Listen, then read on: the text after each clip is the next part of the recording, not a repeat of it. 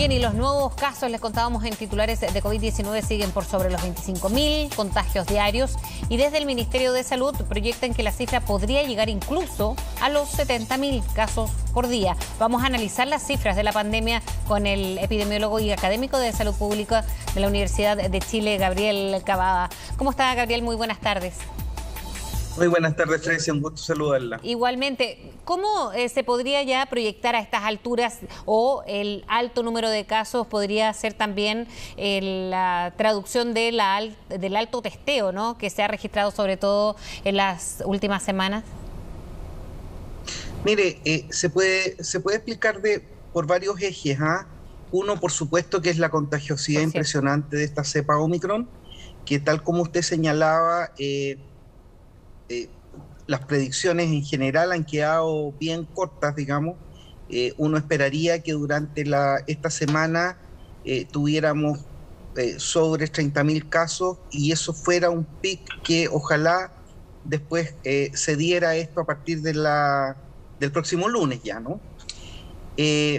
Por otro lado, creo que esta autotrazabilidad ha hecho de que la gente reporte justamente muchos más casos activos, muchos más contactos, disculpe, que lo que se hacía antes por la trazabilidad tradicional.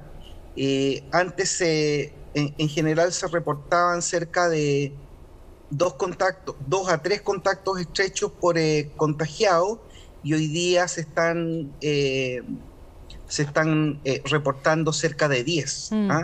Entonces, eso además ha hecho de que tengamos una alta demanda por testeo, etcétera, etcétera, etcétera. Y esto, ante los cambios, doctor, sí, de la trazabilidad, esto podría también podría hacer que los casos quizás son más y se están traduciendo en la cifra que vamos conociendo.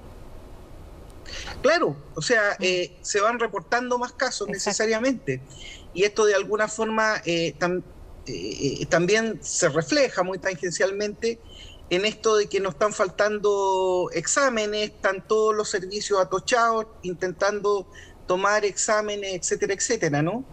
Entonces, esto es señal de toda esta, como le dijera, avalancha de contagios, de trazabilidad, si quiere usted, etcétera, etcétera. ¿Y cuántos casos podríamos estar reportando diariamente si en caso de que el testeo siguiera aumentando tal como está ahora? Porque me imagino, y no es tan difícil imaginar tampoco, pero que no todo el mundo se testea por diversos motivos, porque hay mucha demanda, tanto en el sector público, en el privado son unos precios abismantes muchas veces también, y una vez que se es contacto estrecho, finalmente hay muchas personas de una misma familia, por ejemplo, que termina sin testearse, pero podría pasar a ser la cifra. ¿Cuántas personas podrían estar a diario contagiadas si así fuese, doctor?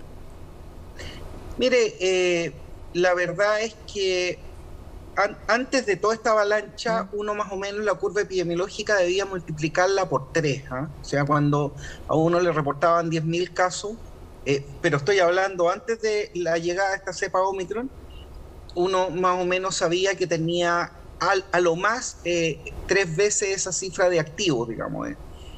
Por cada contagiado habían 2 que no eran reportados. Yo creo que ahora esa cifra es menor, pero tenemos sí una gran avalancha de gente que da positiva, ¿no es cierto? Y además reporta mucho contacto estrecho, como le digo, 3 veces más de lo que se hacía antes. Entonces, todo eso además explica esta alza de reportes, digamos.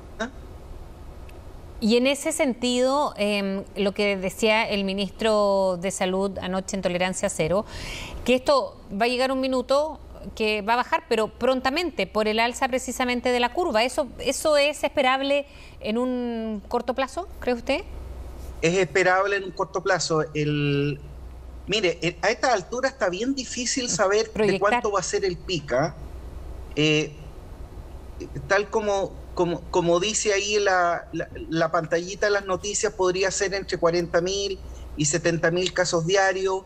hay modelos que ajustan a cerca de los sobres 30.000 más o menos, pero lo que sí es más o menos claro es que este pic debería producirse durante esta semana para ya la segunda quincena de febrero empezar a mirar una baja bien sostenida. Y eso va a ser, como dicen algunos expertos, doctor, ¿cree usted quizás una parte final de la pandemia? Porque se habla también, en noticia que ha llegado de afuera, del exterior, es que habría una nueva variante de Omicron. ¿Cómo puede ir variando la variante, valga la redundancia? Bueno, claro, en la medida que más gente se contagia, la replicación del virus de persona a persona se hace cada vez más imperfecta y cada vez que aparece esta replicación imperfecta, esa es una variante. Lo que uno debería esperar, digamos, por estas transacciones ecológicas que hacen estos virus, es que muy probablemente durante el año 2022 presenciemos o reportemos la presencia de unas 2 o 3 cepas más, pero interesantemente estas cepas deberían ser bastante menos agresivas en términos de la gravedad de la enfermedad y producir menos muertes, que son los ejes que más nos importan en todo esto. Exacto. Ahora, eso le iba a preguntar, porque la contagiosidad ya nos ha quedado demostrada que tan potente es, pero la gravedad, sobre todo los que estamos con el esquema completo de vacunación, eso sin duda es una protección, ahora que viene una nueva dosis de refuerzo, pero ¿cuánto se arriesga a que esta contagiosidad sea tal en que también se ocupen las camas UCI o las personas se puedan ir agravando? Mire, como le digo, lo que debería ocurrir es que la ocupación de camas complejas vaya a la baja. El estrés hospitalario se va a producir en los niveles primarios, digamos, ¿ah? O sea, no vamos a ver tanto uso de respiración mecánica invasiva, digamos, ¿cierto? Pero va a haber una muy fuerte demanda que podría ser un estrés muy duro, digamos, en términos de atenciones de urgencia y en la atención primaria, porque probablemente cuando estas nuevas cepas sean un poco menos agresivas que las últimas que hemos conocido, probablemente un tratamiento sea solamente poner oxígeno a nivel de mascarilla, ¿me entiende? Y eso podría ser muy requerido, ¿no es cierto? Y ahí eso se hace en la atención primaria o en los niveles menos complejos del sistema hospitalario, y eso sí se podría ver tremendamente estresado y atochado. ¿Y cómo ve marzo? Yo sé que falta, no mucho todavía, pero hemos pasado ya la mitad del verano. Queda otro mes de movilidad, de alta movilidad, que eso, por cierto, ayuda a la propagación. Pero en marzo se está hablando ya de las clases presenciales, no solamente de los colegios, también de las universidades, más el regreso al trabajo de la ciudadanía en general. Ahí, ¿en qué etapa debiésemos estar si es que Omicron sigue siendo la variante que predomina? Si estuviéramos en la dinámica de Omicron, ya deberíamos estar a la baja del tapiz de contagios producidos por Omicron, ¿ah? Lo que sí esperamos que ya en marzo tengamos mucha gente con cuarta dosis, ya digamos con dosis de refuerzo, ¿no es cierto? Porque eso es tremendamente importante. Las vacunas han logrado reducir importantemente la letalidad, la carga de muertos y la carga de ocupación grave en UCI, ¿no? Fíjese que es más del 90% de los pacientes que en este momento está usando una cama compleja